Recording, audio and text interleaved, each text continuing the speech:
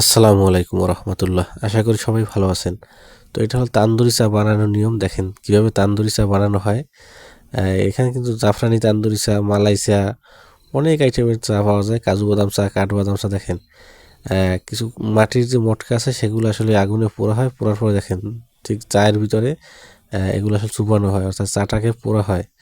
তো তান্দুরি চা অর্থাৎ এই কাপটাকে দেখেন, এই যে চায়ের ভিতরে দেওয়া হলো এবং চাটা দেখেন একদম আপনার পোড়া হইতেছে আর কি। অর্থাৎ এই চায়ের ভিতরে কাপ দিয়ে চাটা পোড়ানো হইতেছে। এই যে দেখেন, এই চায়ের কাপের দিকে লক্ষ্য করেন, দেখেন কিভাবে এটা আসলে পড়তেছে। যে এটাকে বলা হয় হলো তান্দুরি চা। তো তান্দুরি চা একটা ফ্লেভার আছে, এই কাপটা পোড়া দেওয়ার কারণে ভিতরে একটা ফ্লেভার আসে।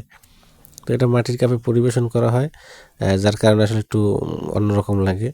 আর এগুলোর দামও একটু বেশি হয়। সচরাচর আপনার গ্রামেগঞ্জে চা খাইলে আপনার 5-10 টাকায় পাওয়া যায়। বাট এগুলো আপনার 30 টাকা থেকে শুরু হয়, 30, 50, 70। এবং এর সাথে কিন্তু অনেক সময় পোড়া রুটিও পাওয়া যায়। শীতকাল যখন আসে তখন একসাথে পোড়া রুটিও পাওয়া যায়।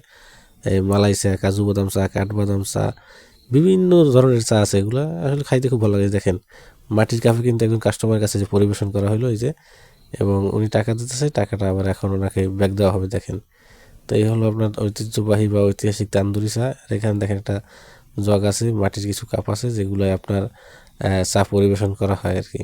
তো সবাই ভালো থাকবেন। আসসালামু আলাইকুম ওয়া রাহমাতুল্লাহি ওয়া বারাকাতুহু।